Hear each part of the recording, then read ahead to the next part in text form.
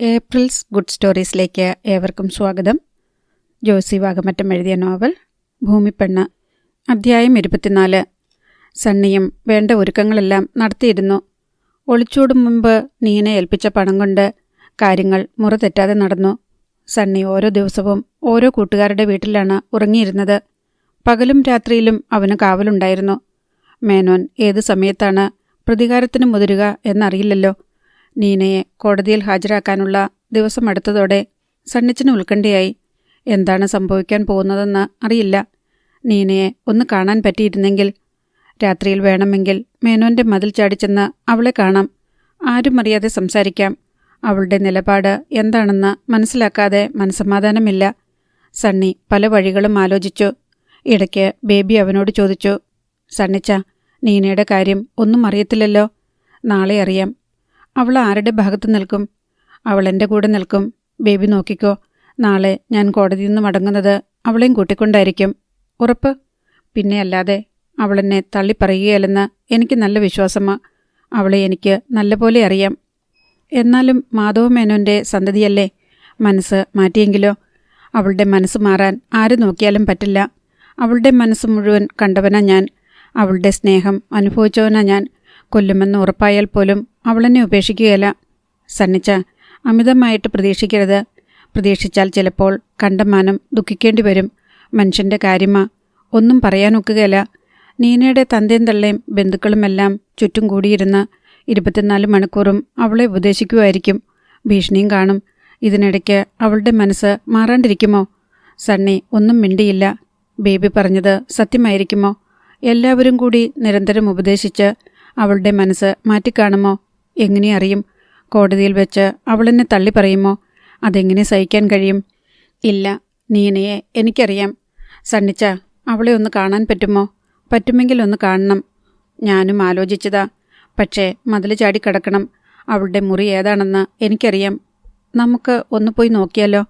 രാത്രിയിൽ വേണം പോകാൻ. ഒരു കുഞ്ഞും അറിയരുത്. ശരി. ബേബി ഉടൻ തന്നെ യൂസഫിനെയും പ്രസാദിനെയും കണ്ട് വിവരം പറഞ്ഞു. അപകടമൊന്നുമില്ലല്ലോ? പ്രസാദ് ചോദിച്ചു. എന്തപകടം? ആരും കണ്ടില്ലെങ്കിൽ അപകടമൊന്നുമില്ല. അഥവാ ആരെങ്കിലും കണ്ടാലോ? കണ്ടാൽ ഓടി രക്ഷപ്പെട്ടുകൊള്ളണം. 4 പേരും ആലോചിച്ചു. ഒടുവിൽ നീനയെ കാണാൻ പോകാൻ തന്നെ തീരുമാനിച്ചു.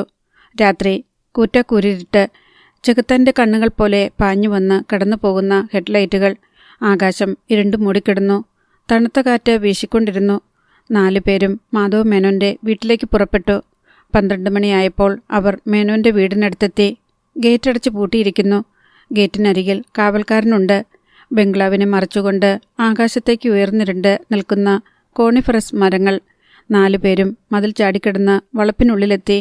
പൂച്ചെടികൾക്കിടയിലൂടെ പമ്മിപ്പതുങ്ങി അവർ കാർപോർച്ചിലെത്തി. ബംഗ്ലാവിൻ്റെ പല മുറികളിലും വെളിച്ചമുണ്ട്. സണ്ണി നീനയുടെ ബെഡ്റൂമിന് നേർക്ക് നീങ്ങി. പുറകെ മറ്റുള്ളവരും. ബെഡ്റൂമിൽ വെളിച്ചമുണ്ടായിരുന്നു. നീനയുടെ മുറിയുടെ മുൻവശം സിറ്റൗട്ട് പോലെയാണ്. സണ്ണിയും കൂട്ടുകാരും അവിടെ കയറി. സണ്ണി ജനാല മെല്ലെ തുറന്നു. അകത്ത് നീന കിടക്കുന്നത് കാണാമായിരുന്നു. ആകെ വാടിത്തളർന്നതുപോലുള്ള രൂപം. അവൾ നന്നെ ക്ഷീണിച്ചുവെന്നും തോന്നി. സണ്ണിയുടെ ഹൃദയത്തിൽ വിവിധ വികാരങ്ങൾ അലമാല പോലെ ആഞ്ഞടിച്ചു. അവൻ്റെ മനസ്സ് വിതുമ്പി. എത്രയോ ദിവസങ്ങളുടെ വേദനയ്ക്ക് ശേഷമാണ് തൻ്റെ പ്രിയപ്പെട്ടവളെ കാണുന്നത്. അവൾ നന്നെ തളർന്നിരിക്കുന്നു. തൻ്റെ പ്രിയ സഖി. ഓടിച്ചെന്ന് അവളെ ആലിംഗനം ചെയ്യാൻ, ചുംബനങ്ങൾ കൊണ്ട് മൂടാൻ, തഴുകി ഓമനിക്കാൻ അവൻ വെമ്പൽ കൊണ്ടു. അവളെ വിളിച്ചു വിവരം പറ. ബേബി സണ്ണിയുടെ ചെവിയിൽ പറഞ്ഞു. തെല്ലുവാടിയ റോസാപ്പൂ കണക്കെ കിടക്കുന്ന നീനയെ അവൻ അലിവോടെ നോക്കി. പിന്നെ സ്വരം അമർത്തി വിളിച്ചു. നീനെ. അനക്കമില്ല. നീനെ, ഞാനാ വിളിക്കുന്നത്, നിന്റെ സണ്ണിച്ചൻ. പെട്ടെന്ന് വരാന്തയുടെ വലതുഭാഗത്തു നിന്നും കാൽപെരുമാറ്റം കേട്ടു. സണ്ണിക്കും കൂട്ടുകാർക്കും ഓടിമറയാൻ കഴിയും മുൻപേ മാധവ മേനോൻ അവിടേക്ക് വന്നു. അയാൾ സണ്ണിയുടെ നേർക്ക് ഒരു തോക്ക് ചൂണ്ടിപ്പിടിച്ചിരുന്നു. കൈപ്പൊക്കട റാസ്കൽ. മാധവ മേനോൻ പല്ലിറുമ്മി. 4 പേരും ഞെട്ടിത്തിരിഞ്ഞു നിന്നു. മാധവ മേനോൻ തോക്കിൻ കുഴൽ സണ്ണിയുടെ നെഞ്ചിൽ മുട്ടിച്ചു. മരണത്തിൻ്റെ തണുപ്പ് സണ്ണിക്ക് അനുഭവപ്പെട്ടു. തോക്കിൻ കുഴൽ ഉയർത്തി സണ്ണിയുടെ മുഖത്തുകൂടി ഉരസിക്കൊണ്ട് മാധവ മേനോൻ പറഞ്ഞു, നിന്നെ വേണമെങ്കിൽ എനിക്കിപ്പോൾ കൊല്ലാം. ഒരു നിമിഷം മതി. പക്ഷേ നീ തനിയെ ചാകുന്നത് കാണാനാണ് എനിക്കിഷ്ടം. നാളെ കോടതിയിൽ വെച്ച് നിന്നെ എനിക്ക് കാണണം. സണ്ണി ഒരക്ഷരം മിണ്ടാനാവാതെ സ്തംഭിച്ചു നിന്നു. ഇറങ്ങിപ്പോട ചെറ്റകളെ, ജീവനും കൊണ്ട്. മാധവ മേനോൻ പല്ലുകടി ചമറി. 4 പേരും നിശബ്ദമായി പിന്തിരിഞ്ഞു നടന്നു. സണ്ണിയുടെ കാലുകൾ ഇടറുന്നുണ്ടായിരുന്നു. മുതലാളി വെടിവെക്കുമോ എന്ന് പേടിച്ചാണ് മറ്റു 3 പേരും നീങ്ങിയത്. 4 പേരും മതിൽ ചാടി വെളിയിലെത്തി. അപ്പോഴാണ് ഓരോരുത്തർക്കും ശ്വാസം നേരെ വീണത്. ഹാവു, ജീവൻ തിരിച്ചു കിട്ടി. പുറകീന്ന് വെടിവെക്കുമോന്നായിരുന്നു എൻ്റെ പേടി. ബേബി ദീർഘമായി നിശ്വസിച്ചിട്ട് പറഞ്ഞു. ഇപ്പോഴും ചങ്ക് പിടയ്ക്കുക. അയാൾ വെടിവെച്ചിരുന്നെങ്കിൽ നമ്മൾ എന്നെ ചെയ്തേനെ. വീട് കയറി ആക്രമിക്കാൻ വന്ന തസ്കറിനെ വെടിവെച്ചതാണെന്ന് പോലീസിൽ പറഞ്ഞാൽ പോരെ? യൂസഫ് ചോദിച്ചു. ഒരു കണക്കിൽ അങ്ങേര് നല്ല മനുഷ്യനാ. നമ്മളെ വെറുതെ വിട്ടില്ലേ? പ്രസാദ് പറഞ്ഞു. നമ്മൾ കാണിച്ചത് മണ്ടത്തരം. പുലിമടയിൽ കൊണ്ടുചെന്ന് ആരെങ്കിലും തലയിടുമോ? സണ്ണി ഇതൊന്നും കേട്ടില്ല. അവൻ്റെ മനസ്സിൽ നീനയുടെ രൂപമായിരുന്നു. വാടിയ പൂമുട്ട് പോലെ കിടക്കയിൽ തളർന്നുള്ള കിടപ്പ്. തൊട്ടടുത്ത് കണ്ടതാണ് അവളെ, തൻ്റെ പ്രിയ സഖിയെ. പക്ഷേ ഒരു വാക്ക് മിണ്ടാനൊത്തില്ല. നീ വിഷമിക്കേണ്ട സണ്ണിച്ച. നാളെ നമുക്ക് കോടതിയിൽ വെച്ച് കാണാം. അന്നേരം തീരുമാനമാകുമല്ലോ. പ്രസാദ് അവനെ ആശ്വസിപ്പിച്ചു. സണ്ണി വീട്ടിലേക്ക് പോയി. അന്നവന് ഉറങ്ങാൻ കഴിഞ്ഞില്ല. നേരം വെളുത്തു. വത്സമ്മ കാപ്പിയുണ്ടാക്കി. സണ്ണി അത് കഴിച്ചെന്ന് വരുത്തി. സണ്ണിയോടൊപ്പം വത്സമ്മയും ലാലിമോളും കോടതിയിൽ പോകാൻ ഒരുങ്ങി. അവർ റോഡിലിറങ്ങിയപ്പോൾ ബേബിയും പ്രസാദും യൂസഫും കാത്തു നിൽക്കുന്നത് കണ്ടു. അവരും കോടതിയിലേക്കാണ്. അവരൊരു ടാക്സി പിടിച്ചു. അവൾ ചതിക്കോ മോനെ? വത്സമ്മ ആശങ്കയോടെ ചോദിച്ചു. സണ്ണി ഒന്നും മിണ്ടിയില്ല. അവൻ്റെ മനസ്സിങ്ങനെ മന്ത്രിച്ചു. ഇല്ല, എൻ്റെ പക്ഷം നിൽക്കും. എൻ്റെ കൂടെ പോരുകയും ചെയ്യും. ഞങ്ങൾ ഒന്നിച്ച് ജീവിക്കും. എൻ്റെ ഹൃദയത്തിൻ്റെ സൂക്ഷിപ്പുകാരിയാണവൾ. അവർ കോടതിയിലെത്തി. സണ്ണി 4 പാടും നോക്കി. നീന വന്നിട്ടുണ്ടോ? അവൻ നിരാശനായി. കോടതി നടപടികൾ ആരംഭിച്ചു. അപ്പോൾ പുറത്ത് ഒരു കാർ ചീറിപ്പാഞ്ഞു വന്നു നിന്നു. അതിൽ നിന്ന് മാധവ് മേനോൻ ഇറങ്ങി. കൂടെ നീനയും പിന്നെ അവളുടെ ബന്ധുജനങ്ങളും. സണ്ണി ആശങ്കയോടെ അവളെ നോക്കി. തിരിച്ച് ഒരു നോട്ടം, ഒരു പുഞ്ചിരി. അത്രയും ധാരാളം മതി. ധൈര്യമാകും. പക്ഷേ നീന ഒരിടത്തേക്കും നോക്കിയില്ല. അവൾ തലതാഴ്ത്തി നിന്നു. മേനോൻ്റെ വക്കീലും ജൂനിയർ വക്കീലന്മാരും ഗുമസ്തന്മാരും കൂടി അവരെ സ്വീകരിച്ച് കോർട്ട് ഹാളിലേക്ക് കൂട്ടിക്കൊണ്ടുപോയി. നീന എങ്ങും നോക്കിയില്ല. തലകുനിച്ച് നടന്നു. സണ്ണിയുടെ ഹേബിയസ് കോർപ്പസ് ഹർജിയിന്മേലുള്ള കേസ് വിളിച്ചു. മാധവ് മേനോൻ തൻ്റെ മകളെ കോടതി മുമ്പാകെ ഹാജരാക്കി. ഹർജിക്കാരനായ സണ്ണിയുടെ ഭാര്യ നീനയെ അവളുടെ പിതാവായ നിങ്ങൾ ബലമായി പിടിച്ച് തടങ്കലിൽ പാർപ്പിച്ചിരിക്കുകയായിരുന്നു എന്ന വാദം ശരിയാണോ? കോടതി മേനോനോട് ചോദിച്ചു. അല്ല, എൻ്റെ മകളുടെ ഇഷ്ടത്തോടും സമ്മതത്തോടും കൂടി അവളുടെ ആവശ്യപ്രകാരമാണ് ഞാൻ അവളെ വീട്ടിൽ പാർപ്പിച്ചിരിക്കുന്നത്.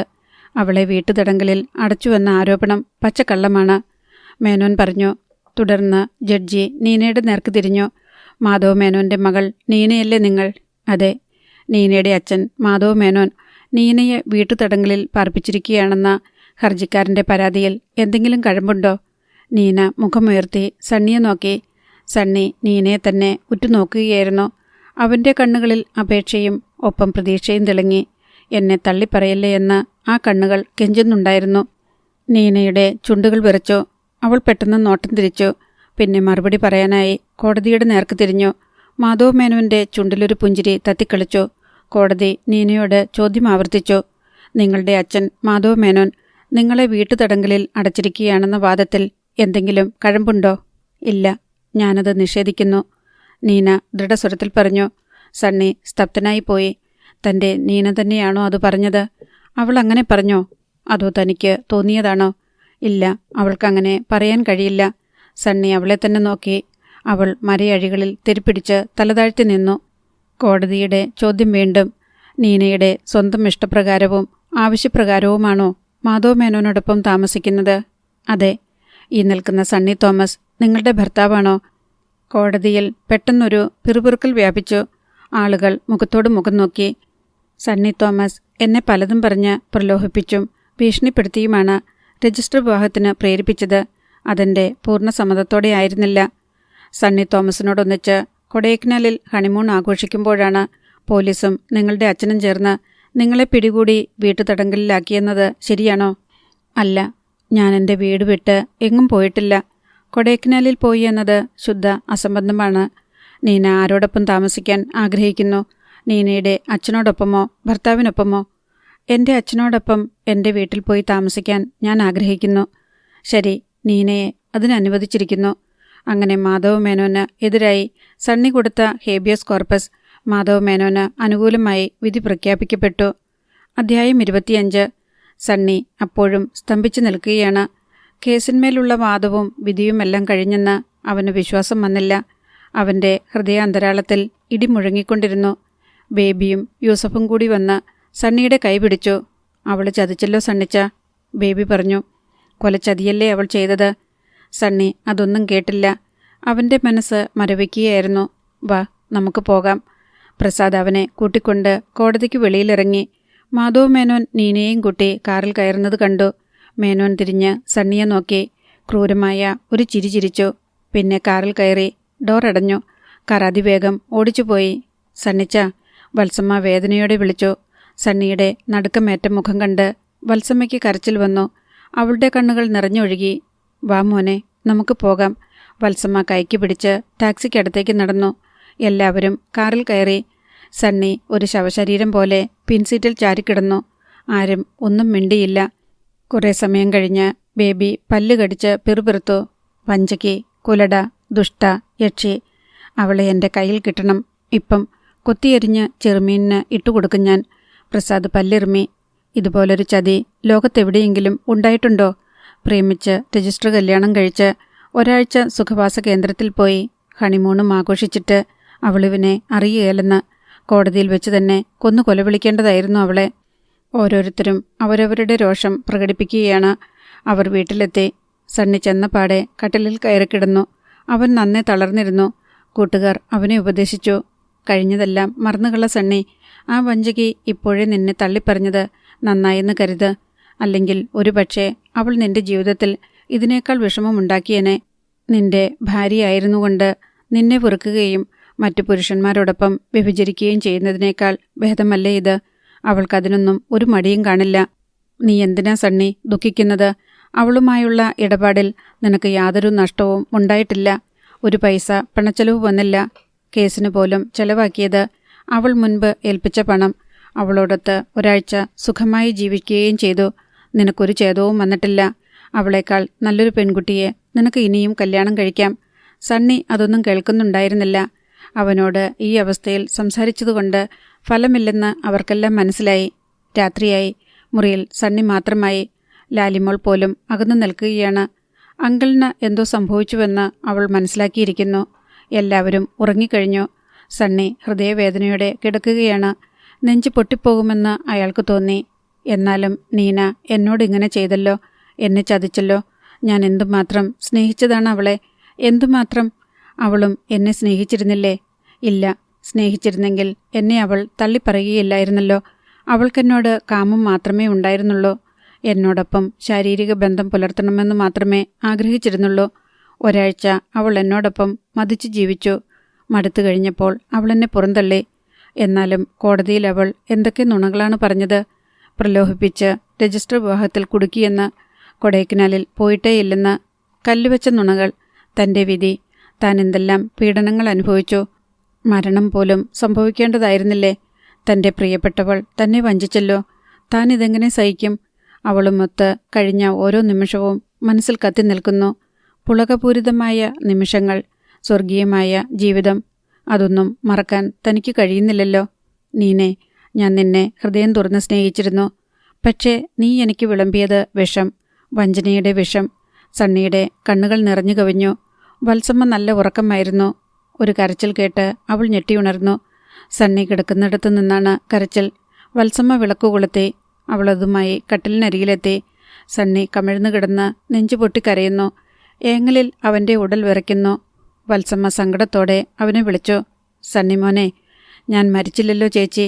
ഞാൻ മരിച്ചാൽ മതിയായിരുന്നു. എനിക്ക് ജീവിക്കേണ്ടായിരുന്നു. വിഷമിക്കാതെ. സണ്ണിയുടെ കരച്ചിൽ ക്രമേണ നിലച്ചു. വത്സമ്മ എഴുന്നേറ്റ് പോയി. വിളക്കണച്ച ശേഷം കിടന്നു. അടുത്ത ദിവസം മുതൽ സണ്ണി ആകെ മൗനിയായി കാണപ്പെട്ടു. ആരോടും മിണ്ടാട്ടമില്ല.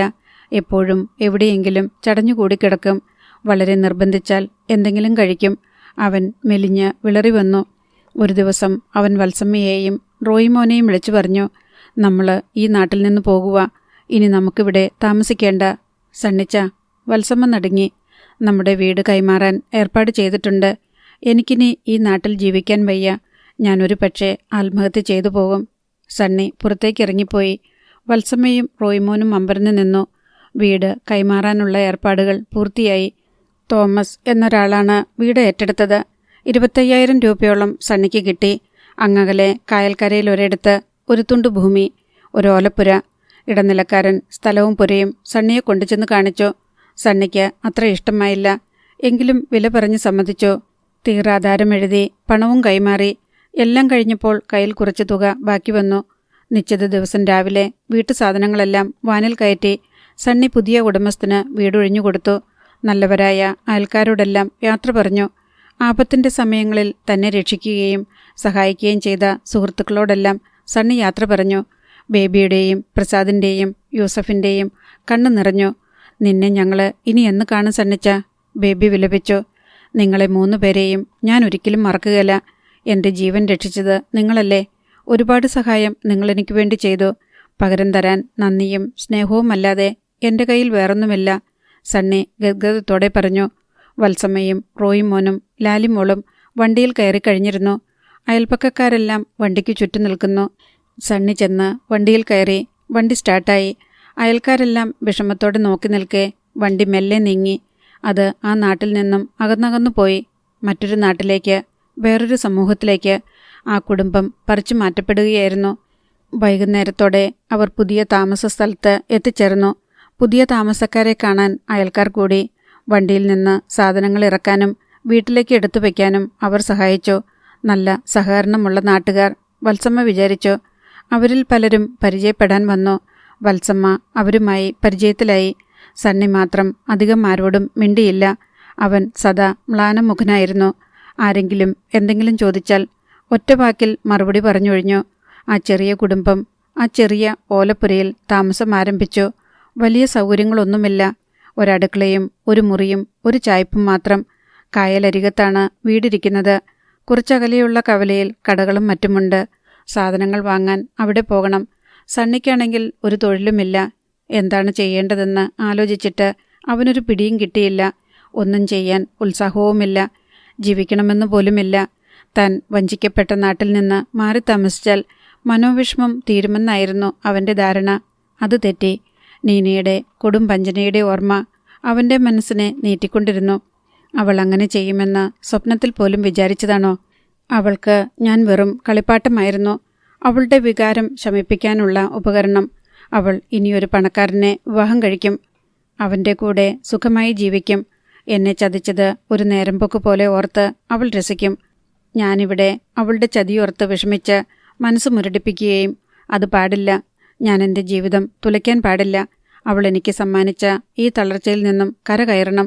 ഞാനൊരു പാവപ്പെട്ടവനായതുകൊണ്ടാണ് അവൾ എന്നെ കരിമ്പിൻ ചണ്ടി പോലെ വലിച്ചെറിഞ്ഞത്. എനിക്കും പണക്കാരനുള്ള കീർത്തി സമ്പാദിക്കണം. പ്രവർത്തിച്ചാൽ സാധിക്കാത്തതായി ഒന്നുമില്ല. ഇന്നു മുതൽ ഞാനൊരു പുതിയ ജീവിതം ആരംഭിക്കുകയാണ്. എൻ്റെ തകർച്ചയെ ഞാൻ അതിജീവിക്കും. ഇനി ഒരിക്കലും ഞാൻ ഒരു പെണ്ണിനെയും വിശ്വസിക്കുകയില്ല. പെണ്ണുങ്ങൾ വഞ്ചനയുടെ പര്യായങ്ങളാണ്. ഒരുവൾക്കും ഞാൻ ഇനി എൻ്റെ ജീവിതം പണയപ്പെടുത്തുകയില്ല. അവൻ പലതും ആലോചിച്ചു, പലതും തീരുമാനിച്ചു. ഇടയ്ക്ക് വെച്ച് മുടങ്ങിപ്പോയ LLB പഠനം തുടരുവാൻ നിശ്ചയിച്ചു. 1 വർഷം കൂടി പഠിച്ചാൽ മതി. നിയമബിരുദമെടുക്കാം. പിന്നെ പ്രാക്ടീസ് തുടങ്ങണം. ഈ നാട്ടിലെ ഏറ്റവും പ്രശസ്തനായ ഒരു ക്രിമിനൽ വക്കീലായി തീരണം. പണവും കീർത്തിയും സമ്പാദിക്കണം. പിറ്റേന്നു മുതൽ അവൻ ഉത്സാഹത്തോടെ, പ്രതികാരദാഹത്തോടെ അതിനുള്ള ശ്രമം ആരംഭിച്ചു. പിറ്റേന്നു മുതൽ അവൻ പുതിയൊരു സണ്ണിയായി മാറി. അധ്യായം 26. കോടതിയിൽ നിന്നും മടങ്ങിയെത്തിയ നീന ആകെ പരവശയായിരുന്നു. താൻ വലിയൊരു തെറ്റാണ് ചെയ്തതെന്ന് അവൾക്ക് തോന്നി. ആരും സഹിക്കാത്ത കൊടും പാതകം. കോടതിയിൽ വെച്ച് ഞാൻ എൻ്റെ സണ്ണിച്ചനെ തള്ളിപ്പറഞ്ഞു. അവനെതിരെ മൊഴി നൽകി. സണ്ണിച്ചൻ ഞെട്ടിപ്പോയിരിക്കണം. ആ മുഖത്തേക്ക് ഒരു പ്രാവശ്യമേ നോക്കിയുള്ളൂ. ഇടിവെട്ടേറ്റതുപോലെ നിൽക്കുന്നതാണ് കണ്ടത്. താൻ കോടതിയിലേക്ക് കയറി ചെന്നപ്പോൾ ആ മുഖം പ്രസന്നമായിരുന്നു. കോടതി തന്നോട് ചോദ്യങ്ങൾ ചോദിച്ചപ്പോൾ ആ മുഖത്ത് പ്രതീക്ഷ നിറഞ്ഞു നിന്നിരുന്നു. ഞാനൊരിക്കലും തള്ളിപ്പറയുകയില്ല എന്ന വിശ്വാസം. സണ്ണിച്ചന് ഞാൻ വാക്കുകൊടുത്തതായിരുന്നില്ലേ, മരിക്കേണ്ടി വന്നാലും ഉപേക്ഷിക്കില്ലെന്ന്, എന്നും തുണയായി നിൽക്കുമെന്ന്. എന്നിട്ട് ദുഃഖം സഹിക്കവയ്യാതായപ്പോൾ സണ്ണി ആത്മഹത്യയ്ക്കൊരുങ്ങിക്കാണുമോ? സ്നേഹം നിറഞ്ഞ ആ ഹൃദയത്തെ കുത്തിപ്പിളർക്കുകയല്ലേ ഞാൻ ചെയ്തത്. എന്നെ സണ്ണിച്ചൻ എന്തുമാത്രം വിശ്വസിച്ചു, എന്തുമാത്രം ആനന്ദിപ്പിച്ചു. എന്നിട്ട് ഞാൻ കൊടുത്ത സമ്മാനം.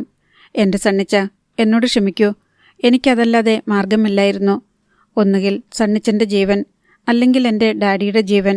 ഞാൻ സണ്ണിച്ചനെ തള്ളിപ്പറഞ്ഞില്ലെങ്കിൽ രണ്ടിലൊന്ന് നഷ്ടപ്പെടുമായിരുന്നു. അതിന് ഇതല്ലാതെ വേറൊരു പോംവഴിയുമില്ലായിരുന്നു. എൻ്റെ സണ്ണിച്ച, ഞാനിപ്പോഴും അങ്ങയെ സ്നേഹിക്കുന്നു, ഹൃദയത്തിൽ വെച്ച് പൂജിക്കുന്നു. സണ്ണിച്ചൻ എന്നെ തെറ്റിദ്ധരിച്ചിരിക്കുകയാണെന്ന് എനിക്കറിയാം, വെറുത്ത് കാണുമെന്നറിയാം. തെറ്റിദ്ധാരണയും വെറുപ്പും ഞാൻ നീക്കും. കാര്യങ്ങളെല്ലാം തുറന്നു പറയുമ്പോൾ എൻ്റെ സണ്ണിച്ചന് എൻ്റെ അവസ്ഥ എന്തെന്ന് മനസ്സിലാകും. സണ്ണിച്ചൻ എനിക്ക് മാപ്പ് തരും, 2 കൈ നീട്ടി എന്നെ സ്വീകരിക്കും. ആ ഹൃദയത്തിൻ്റെ നിഷ്കളങ്കത അറിയാവുന്നവർ വേറെ ആരുണ്ട്? അവളുടെ കണ്ണുകളിൽ നിന്ന് കുടുകുടെ കണ്ണീരൊഴുകി. തലയിണയിൽ മുഖമമർത്തി അവൾ ഏങ്ങലടിച്ചു കരഞ്ഞു. വെളിയിൽ തണുപ്പുകാറ്റ് വീശിക്കൊണ്ടിരുന്നു. മുറ്റത്ത് ജനാല താനെ വന്നടിച്ചുകൊണ്ടിരുന്നു. നീന പുറത്തേക്ക് നോക്കി. കൂറ്റാക്കൂരിട്ട് നാളെ തന്നെ സണ്ണിയെ ചെന്ന് കാണാൻ ഡാഡിയോട് പറയണം. ഡാഡിയുടെ അഭിമാനവും ജീവിതവും രക്ഷിക്കാൻ വേണ്ടിയല്ലേ താൻ അങ്ങനെ ചെയ്തത്? കോടതിയിൽ സണ്ണിച്ചനെ തള്ളിപ്പറഞ്ഞാൽ സണ്ണിച്ചനെ വിവാഹം ചെയ്യാൻ അനുവദിക്കാമെന്ന് ഡാഡി സമ്മതിച്ചിരുന്നതാണല്ലോ. നേരം പുലരാൻ അവൾ കാത്തുകിടന്നു. രാത്രിയിൽ അവൾ ഒരുപോലെ കണ്ണടച്ചില്ല. പിറ്റേന്ന് രാവിലെ അവൾ മാധവ് മേനോനെ സമീപിച്ചു പറഞ്ഞു, ഡാഡി, സണ്ണിച്ചനെ പോയി കാണണം, തെറ്റിദ്ധാരണ നീക്കണം. അങ്ങനെയല്ലേ കരാർ? ഞാൻ പോകാം മോളെ, 4-5 ദിവസം കഴിയട്ടെ. അതെന്തിനാ? അവനിപ്പോൾ നമ്മളോട് ഭയങ്കര ദേഷ്യമായിരിക്കും. സംസാരിക്കാൻ പോലും കൂട്ടാക്കിയെന്ന് വരില്ല. അവൻ്റെ മനസ്സൊന്ന് തണുക്കട്ടെ.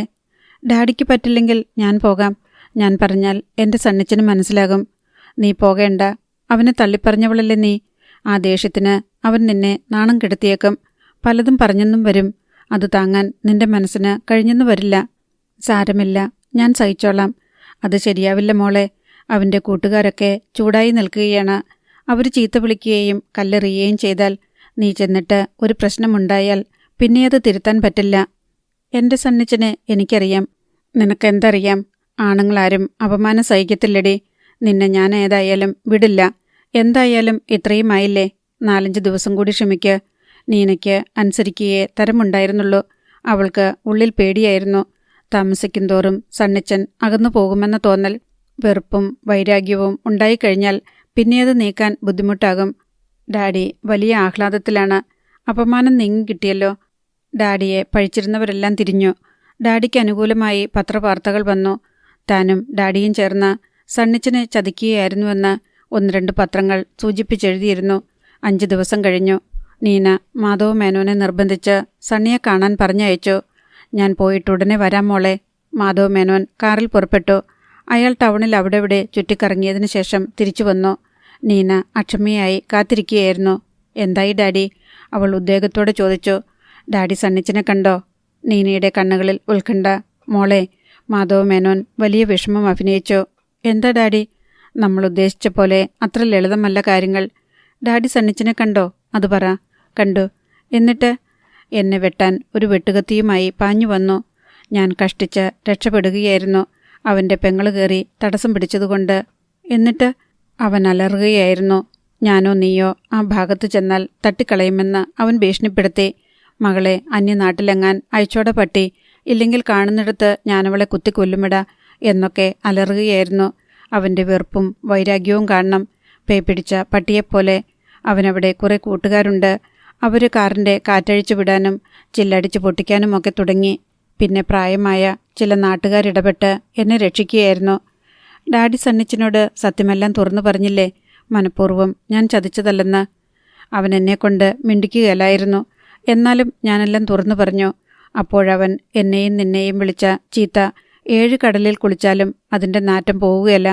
എന്നെ അപമാനിച്ച ആ വഞ്ചകിയുടെ കാര്യം എനിക്ക് കേൾക്കേണ്ടെന്ന് പറഞ്ഞ് ചീറുകയല്ലായിരുന്നോ ഡാഡി? അവളിപ്പോൾ പൊട്ടിക്കരയുമെന്നായി. പോരാൻ നേരം അവൻ്റെ കൂട്ടുകാർ കാറ് വളഞ്ഞ് എന്നെ ഭീഷണിപ്പെടുത്തി. തൻ്റെ മോളും ഈ ദിക്കിലോട്ട് വന്നാൽ ജീവനോടെ തിരിച്ചുവിടുകയില്ലെന്ന അവരുടെ ഭീഷണി. അവസാനം സണ്ണിയുടെ ഒരയൽക്കാരൻ കാരണവർ എന്നെ വിളിച്ച് മാറ്റി നിർത്തി പറഞ്ഞു, സണ്ണിക്ക് വിഷമം കയറി നടക്കുക. വല്ല നിവൃത്തിയുമുണ്ടെങ്കിൽ ഇങ്ങോട്ടിനി വരരുതേ. മോളെ ഇങ്ങോട്ടയക്കരുത്. അവൻ കണ്ടാൽ കുത്തിയെരിഞ്ഞ് കഷ്ണം കഷ്ണമാക്കുമെന്ന്.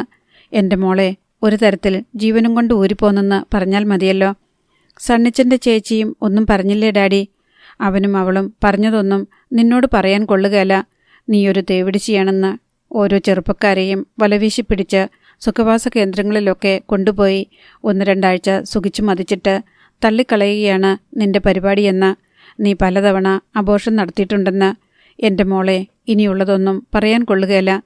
നീന പൊട്ടിക്കരഞ്ഞുകൊണ്ട് അവളുടെ മുറിയിലേക്ക് പോയി. കട്ടിലിൽ വീണ് കിടന്ന് വാവിട്ട് കരഞ്ഞു. എൻ്റെ സണ്ണിച്ചനെ എനിക്ക് എന്നേക്കുമായി നഷ്ടപ്പെട്ടു കഴിഞ്ഞോ? ഇനി അവനെ എനിക്ക് തിരിച്ചു കിട്ടുകയില്ലേ? അവനിനി എന്നെ സ്നേഹിക്കുകയല്ലേ? ഈശ്വര, എൻ്റെ സണ്ണിച്ചൻ തന്നെ ഭയങ്കരമായി തെറ്റിദ്ധരിച്ചിരിക്കുന്നു. എന്നെ വിഷസർപ്പത്തെ പോലെ ഭയപ്പെടുന്നു. ആ മനസ്സിൽ എന്നെക്കുറിച്ച് വെറുപ്പ് നിറഞ്ഞിരിക്കുന്നു. ഞാനിതെങ്ങനെ സഹിക്കും? സണ്ണിച്ചൻ ഒരിക്കലും എന്നെ ഭാര്യയാക്കിയില്ലെങ്കിലും വേണ്ടില്ല. എന്നെ വെറുക്കാതിരുന്നെങ്കിൽ, ഞാനൊരു തേവിടിശിയാണെന്ന് കരുതാതിരുന്നെങ്കിൽ, ആ തെറ്റിദ്ധാരണകളെല്ലാം നീക്കാൻ കഴിഞ്ഞെങ്കിൽ മാത്രം മതിയായിരുന്നു. ഏറെ നേരം കരഞ്ഞപ്പോൾ അല്പം ആശ്വാസം തോന്നി. ഈ ദുഃഖം ഞാൻ അർഹിക്കുന്നു. എൻ്റെ സണ്ണിച്ചനെ ഞാൻ എന്തുമാത്രം വേദനിപ്പിച്ചു, അപമാനിച്ചു. അതിൻ്റെ ശിക്ഷ. ഡാഡി പറഞ്ഞതൊക്കെ സത്യമായിരിക്കുമോ? ചിലപ്പോൾ കള്ളമായിരിക്കും. എന്നെയും സണ്ണിച്ചനെയും വേർപെടുത്താൻ വേണ്ടി കെട്ടിച്ചമച്ച നുണ. അങ്ങനെയും വരാം. ഡാഡിക്ക് നേരത്തെ മുതൽ സണ്ണിച്ചനെ ഇഷ്ടമല്ല. കേസ് ജയിച്ചെങ്കിലും സണ്ണിച്ചനെ മരുമകനായി കാണാൻ ഡാഡിക്ക് ബുദ്ധിമുട്ട് കാണും. എങ്ങനെയെങ്കിലും ഞങ്ങളെ തമ്മിൽ അകറ്റിയാൽ രക്ഷപ്പെട്ടല്ലോ. ഡാഡിയുടെ കാര്യമല്ലേ? കള്ളവും ചതിയും വഞ്ചനയും കൈമുതലാണ് ഡാഡിക്ക്. ഈ സ്വത്തുക്കൾ മിക്കതും അങ്ങനെ ഉണ്ടാക്കിയതല്ലേ? ഡാഡി കള്ളമാണ് പറഞ്ഞിരുന്നതെന്നറിഞ്ഞാൽ ആ നിമിഷം ഞാൻ സണ്ണിച്ചനോടൊപ്പം ഇറങ്ങിപ്പോകും. അവനോടൊപ്പം ചെന്ന് താമസിക്കും. പിന്നെ ഈ വീട്ടിൽ കാലുകുത്തുകയില്ല. ഡാഡിയുടെ മുഖത്ത് നോക്കുകയുമില്ല. നേരിട്ട് പോയി അന്വേഷിച്ചാൽ ഡാഡിക്ക് സംശയം തോന്നും. ജാനറ്റിനെ കൊണ്ട് അന്വേഷിപ്പിക്കാം. ജാനറ്റിന് ആ വീട് പരിചയമുണ്ടല്ലോ. ഇപ്പോൾ തന്നെ ഫോൺ വിളിച്ചു പറയാം. നീന ജാനറ്റിന് ഫോൺ ചെയ്തു. മാധവ് മേനോൻ ഹാളിലൂടെ നടക്കുകയായിരുന്നു. അപ്പോഴാണ് ടെലിഫോൺ ശബ്ദിച്ചത്. ഹാളിലുള്ള ഫോണിൻ്റെ എക്സ്റ്റൻഷനാണ് നീനയുടെ മുറിയിലെ ഫോൺ. മാധവ് മേനോൻ ചെന്ന് ഫോൺ എടുത്തു. നഴ്സറിയല്ലേ? നീനയുടെ ശബ്ദം. അതെ, ഞാൻ ജാനറ്റാണ്. ഞാൻ നീന. നീനയാണോ? ഞാൻ കേട്ടതൊക്കെ ശരിയാണോ നീനെ? നീ സണ്ണിച്ചനെ കോടതിയിൽ വെച്ച് തള്ളിപ്പറഞ്ഞെന്ന്. അതെ. അതിനേക്കാൾ ഭേദം അയാളെ നിന്റെ ഡാഡിയും പോലീസുകാരും കൂടി കൊല്ലുന്നതായിരുന്നു. നീ എന്തിന് അന്ന് അയാളെ രക്ഷിച്ചു? നീ ഇങ്ങനെ ചെയ്യുമെന്നറിഞ്ഞിരുന്നെങ്കിൽ നീ ഫോണിൽ പറഞ്ഞതനുസരിച്ച് അന്ന് ഞാൻ അയാളുടെ വീട്ടിൽ പോയി അയാളെ രക്ഷപ്പെടുത്താൻ സഹായിക്കില്ലായിരുന്നു. ഓഹോ, അങ്ങനെയാണ് അവനന്ന് രക്ഷപ്പെട്ടത്. മേനോൻ ഓർത്തു. നീന അന്ന് ജാനറ്റ് മുഖേനയാണ് സണ്ണിയെ രക്ഷിച്ചത്. അന്ന് രാത്രി പോലീസ് സ്റ്റേഷനിൽ നിന്നും എൻ്റെ ഗുണ്ടകൾ അവനെ ഏറ്റുവാങ്ങി കൊലപ്പെടുത്തി കായലിൽ തള്ളുമെന്ന് ജാനറ്റാണ് അവൻ്റെ കൂട്ടുകാരെ അറിയിച്ചത്. അങ്ങനെയാണ് കൊലപാതക ശ്രമം പരാജയപ്പെട്ടത്. മേനോൻ വീണ്ടും കാതോർത്തു. അങ്ങനെ സംഭവിച്ചു പോയി ജാനറ്റ്. എനിക്കതല്ലാതെ നിവൃത്തിയില്ലായിരുന്നു. നീന പറയുന്നു. നീ എന്തിനു പിന്നെ അയാളെ പ്രേമിച്ചു? നിങ്ങൾ കണ്ടുമുട്ടാനും പ്രേമസല്ലാപം നടത്താനും ഈ നഴ്സറിയിൽ അവസരമുണ്ടാക്കി തന്ന എന്നെ വേണം തൊഴിക്കാൻ. നീ ചെയ്തത് കൊടും ചതിയാണ് നീനെ. നീ ഇത്ര വഞ്ചകിയാണെന്ന് ഞാൻ വിചാരിച്ചില്ല. ഒരുത്തനെ നിർബന്ധിച്ച് സ്നേഹിച്ചു. കല്യാണവും കഴിഞ്ഞ ശേഷം നിർണായക ഘട്ടത്തിൽ തള്ളിപ്പറയുക. ഇതുപോലൊരു ക്രൂരത ഞാൻ കേട്ടിട്ടുകൂടിയില്ല. നീ എന്നെ തെറ്റിദ്ധരിക്കരുത് ജാനറ്റ്. എനിക്കെൻ്റെ സണ്ണിച്ചനെ ഇപ്പോഴും പ്രാണനെപ്പോലെ സ്നേഹമാണ്. ഞാനന്ന് കോടതിയിൽ വെച്ച് സണ്ണിച്ചനെ തള്ളിപ്പറഞ്ഞെങ്കിൽ അതിനൊറ്റ കാരണമേ ഉണ്ടായിരുന്നുള്ളൂ. എൻ്റെ സണ്ണിച്ചൻ്റെ ജീവൻ രക്ഷിക്കുക എന്നത് മാത്രം. തള്ളിപ്പറയാൻ ഞാൻ സമ്മതിച്ചില്ലെങ്കിൽ സണ്ണിച്ചനെ കൊന്നുകളയുമെന്നായിരുന്നു ഡാഡിയുടെ തീരുമാനം. ഓഹോ, അത് ശരി. നീ ഇപ്പോഴെന്തിനാ വിളിച്ചത്? കേസ് ജയിക്കണമെന്നേ ഡാഡിക്കുണ്ടായിരുന്നുള്ളൂ. അത് ഡാഡിയുടെ ദുഷ്പേര് തുടച്ചു നീക്കാനായിരുന്നു. കേസ് ജയിച്ചു കഴിഞ്ഞാൽ സണ്ണിച്ചനും ഞാനും തമ്മിലുള്ള കല്യാണം നടത്തിത്തരാമെന്നായിരുന്നു ഡാഡിയുടെ വ്യവസ്ഥ. എന്നിട്ട് ഡാഡി പോയി സണ്ണിച്ചനെ കണ്ടെന്നും പറയുന്നു. എന്നിട്ട് സണ്ണി എന്തു പറഞ്ഞു? എന്നെ പേപ്പട്ടിയെപ്പോലെ വെറുക്കുന്നെന്ന്, ഞാനൊരു തേവിടിശിയാണെന്ന്, കൊടും വഞ്ചകിയാണെന്ന്, എന്നെ കണ്ടാൽ കൊന്നുകളയുമെന്ന്. ആരും ചെയ്തു പോകും. അതുപോലൊരു ചതിയല്ലേ നീ അയാളോട് ചെയ്തത്? ഇല്ല ജാനറ്റ്, എൻ്റെ സണ്ണിച്ചൻ അങ്ങനെ പറയുമെന്ന് എനിക്ക് വിശ്വാസമില്ല. സണ്ണിച്ചൻ പാവമാ. എൻ്റെ പ്രിയപ്പെട്ടവന് എന്നെ വെറുക്കാൻ കഴിയില്ല. ഡാഡി സണ്ണിച്ചനെ ചെന്ന് കണ്ടില്ലെന്നാണ് എനിക്ക് തോന്നുന്നത്. ഞങ്ങളെ തമ്മിലകറ്റാൻ ഡാഡി പ്രയോഗിക്കുന്ന കള്ളങ്ങളായിരിക്കും അതെല്ലാം. അങ്ങനെയും വരാം. ക്രൂരതയുടെ അവതാരമല്ലേ നിന്റെ ഡാഡി? വിഷം മൂത്ത ആണല്ലേ. മനുഷ്യനെ കൊല്ലാനും കൊല്ലിക്കാനും മടിയില്ലാത്ത നീചൻ. ജാനറ്റ്, നീ എന്നെ ഒന്ന് സഹായിക്കുമോ? എങ്ങനെ? നീ സണ്ണിച്ചനെ ഒന്ന് കാണുമോ? എന്നിട്ട് ഡാഡി പറഞ്ഞതൊക്കെ ശരിയാണോ എന്നൊക്കെ അന്വേഷിക്കണം. സണ്ണിച്ചനെ എൻ്റെ നിരപരാധിത്വം ബോധ്യപ്പെടുത്തണം. സണ്ണിച്ചനെ ഞാനിപ്പോഴും സ്നേഹിക്കുന്നെന്നും ഏതു നിമിഷവും വരാമെന്നും അറിയിക്കണം. ശരി, ഞാൻ നാളെ തന്നെ പോകാം. എന്നിട്ടുടനെ എന്നെ വിവരമറിയിക്കുമോ? അറിയിക്കാം. ജാനറ്റ്, ഞാനിവിടെ ഓരോ നിമിഷവും നീറി മരിച്ചുകൊണ്ടിരിക്കുകയാണ്. എനിക്ക് നിന്റെ നിസ്സഹായ അവസ്ഥ മനസ്സിലായി.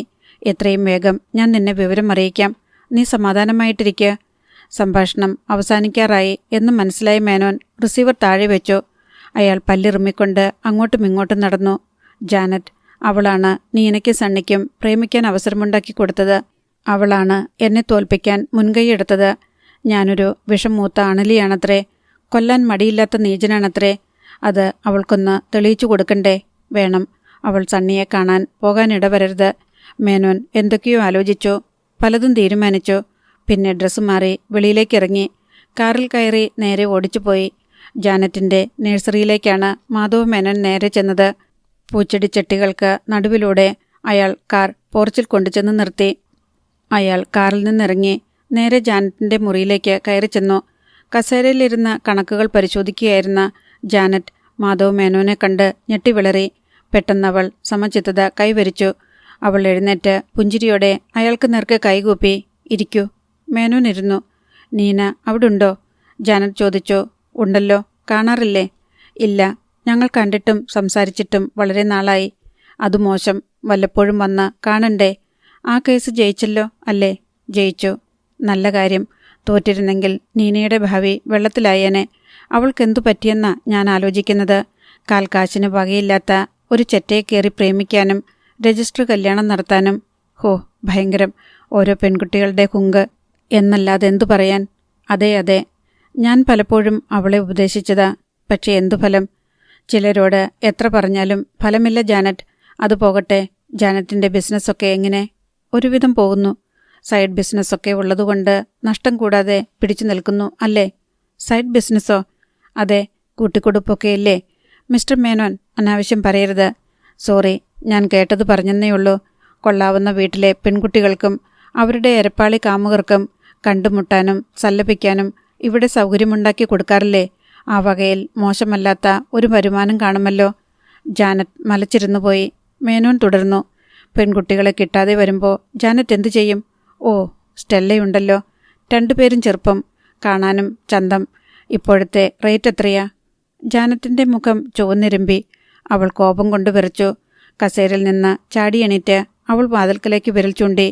Menon, please get out. വായടക്കിടി പട്ടിച്ചി. മാധവ് മേനോൻ പൊടുന്നിനെ എണീറ്റ് അലറി. അയാൾ കോട്ടിൻ്റെ പോക്കറ്റിൽ നിന്നും റിവോൾവർ എടുത്ത് അവളുടെ ചെന്നിയിലമർത്തി. എടി, ഞാൻ ആരാണെന്നാ നീ വിചാരിച്ചത്? നിന്നെയും നിന്റെ അനുജത്തിയെയും വെടിവെച്ചു കൊന്ന് പൂച്ചട്ടിക്കകത്താക്കി മണ്ണിട്ട് മുകളിൽ റോസാച്ചെടി നടാനും മടിയില്ലാത്തവനാ ഞാൻ. ലോകത്തൊരൊറ്റ കുഞ്ഞുപോലും അറിയാതെ കാര്യം സാധിക്കാൻ എനിക്കറിയാം. ആ എന്നോടാണോ നീ വരട്ട് വേലയിറക്കുന്നത്? ആണോടി? ജാനറ്റ് ഞെട്ടിത്തെറിച്ച് നിന്നുപോയി. എൻ്റെ പഴയ സ്വഭാവത്തിന് നിന്നെ ഈ നിമിഷം വെടിവെച്ചു കൊല്ലേണ്ടതാ.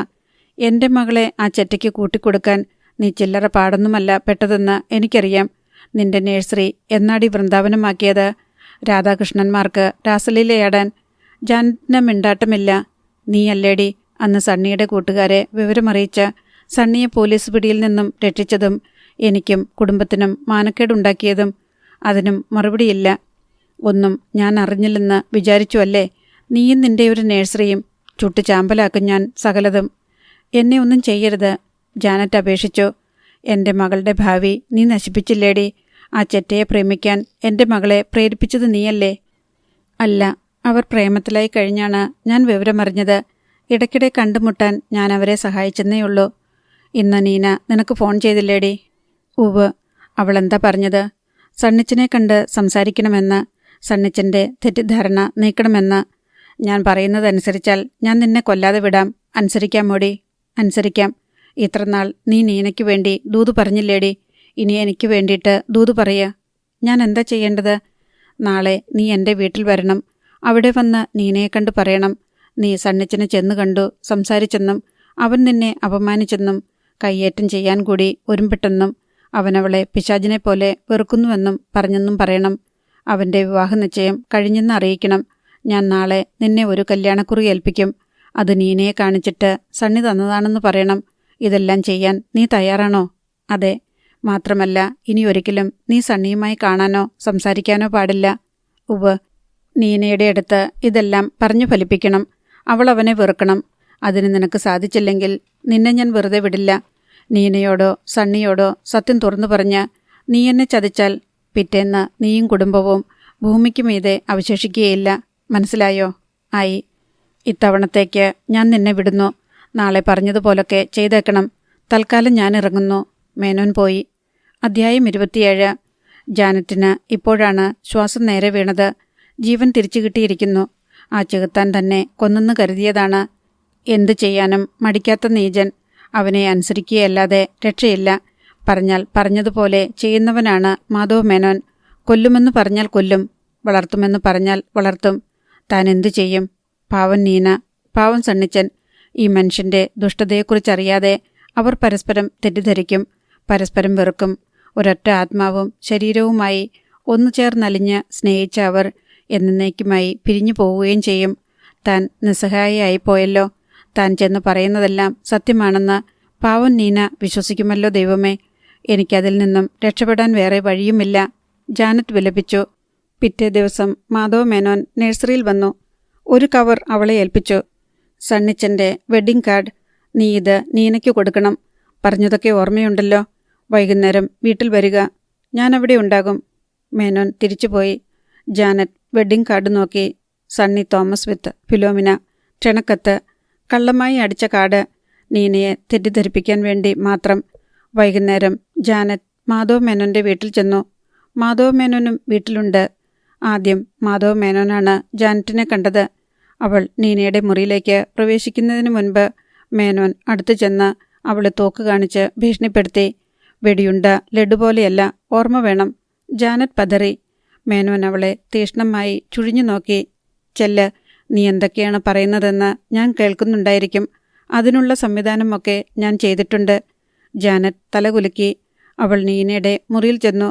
ബെഡിൽ തളർന്ന പോലെ കിടക്കുകയായിരുന്ന നീന ചാടി എണീറ്റു. ജാനറ്റ്, എൻ്റെ ജാനറ്റ്, എൻ്റെ ഒരു ദുർവിധി. അവൾ ജാനറ്റിനെ കെട്ടിപ്പിടിച്ച് കരഞ്ഞു. ജാനറ്റിനും സങ്കടം വന്നു. എൻ്റെ മോളെ, എല്ലാം ദൈവേച്ഛയല്ലേ, നമുക്കെന്തു ചെയ്യാൻ പറ്റും? എന്നാലും എൻ്റെ പോലൊരു വിധി ലോകത്തൊരു പെണ്ണിനും ഉണ്ടാകാതിരിക്കട്ടെ. സാരമില്ല, എല്ലാം നേരെയാകും. എൻ്റെ സണ്ണിച്ചിനെ തള്ളിപ്പറയേണ്ടി വന്നില്ലേ എനിക്ക്? അതോർത്തിട്ട് ചങ്ക് പൊട്ടുകയാണ്. ഞാൻ എന്തുമാത്രം എൻ്റെ സണ്ണിച്ചിനെ സ്നേഹിച്ചിരുന്നെന്ന് എനിക്കിപ്പോഴാണ് മനസ്സിലാകുന്നേ. പലതും നഷ്ടപ്പെടുമ്പോഴാണ് നമുക്ക് വില മനസ്സിലാകുന്നത്. സണ്ണിച്ചനും എന്നെ എന്തുമാത്രം സ്നേഹിച്ചു. എന്നിട്ട് ആ സണ്ണിച്ചനോടല്ലേ ഞാൻ ആ കൊലച്ചത് ചെയ്തത്. പാവം എന്തുമാത്രം വേദനിച്ചു കാണും. അതൊക്കെ ഓർക്കുമ്പം നീന വെങ്ങിക്കരഞ്ഞു. ഇനി വിഷമിച്ചിട്ട് കാര്യമില്ല.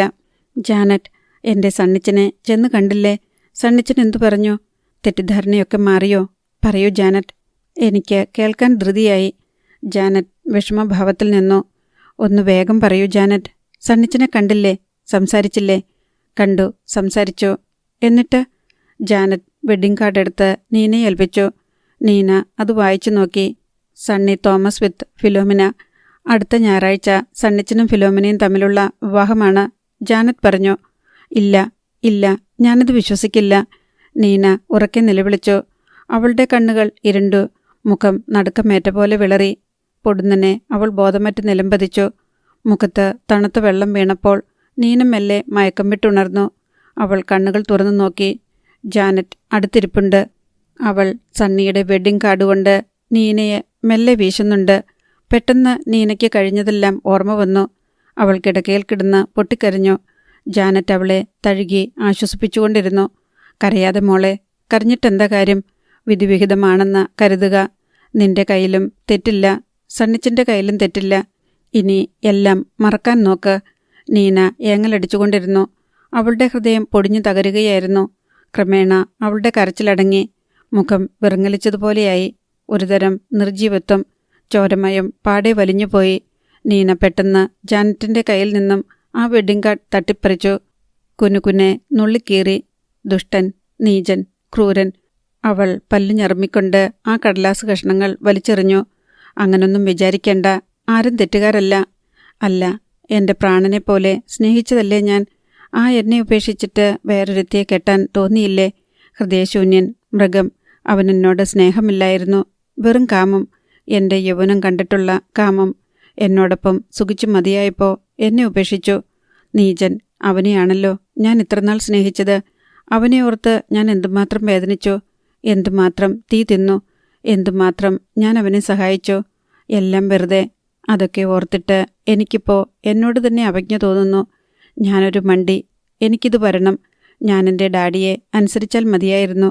ഡാഡിയെ ധിക്കരിച്ചതിൻ്റെ ഫലമാ ഇതെല്ലാം. ആട്ടെ, അവൻ വേറെ എന്തൊക്കെ പറഞ്ഞു?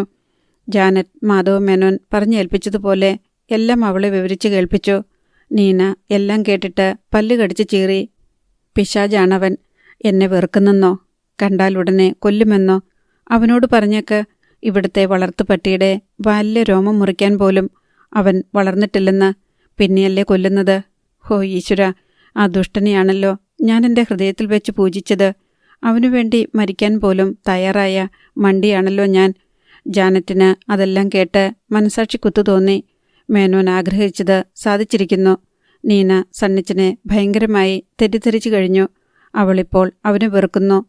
പരസ്പരം തീവ്രമായി സ്നേഹിച്ച ആത്മാക്കൾ വഴിപിരിയുകയാണ്. ഇനിയൊരിക്കലും അവർ ഒന്നു ചേരുകയില്ല. ജാനറ്റ് മനോവിഷമം സഹിക്കവയ്യാതെ വല്ല വിധേനയും നീനയോട് യാത്ര പറഞ്ഞിറങ്ങി. മുറ്റത്തു വന്നപ്പോൾ മാധവ് മേനോൻ പുഞ്ചിരിയോടെ മുന്നിൽ, thank you Janet, thank you very much. ഞാൻ ഏൽപ്പിച്ച ജോലി നീ ഭംഗിയായി ചെയ്തു. ജാനറ്റിൻ്റെ മുഖത്ത് കോപവും അമർഷവും വെറുപ്പും നിറഞ്ഞു. അവൾ മുഖം വെട്ടിച്ച് പോവാൻ ഭാവിച്ചു. ജാനറ്റ്, നമ്മുടെ കരാർ ഓർമ്മയുണ്ടല്ലോ. സത്യാവസ്ഥകൾ മറ്റാരും അറിയരുത്. ജാനറ്റ് നടന്നു നീങ്ങി. നീന അതുവരെ ഉണ്ടായിരുന്ന ദുഃഖാവസ്ഥയിൽ നിന്നും ഉണർന്നു. സണ്ണിയോടുള്ള വാശിയും വെറുപ്പും മാത്രമേ ഇപ്പോൾ അവളുടെ മനസ്സിൽ അവശേഷിച്ചിരുന്നുള്ളൂ.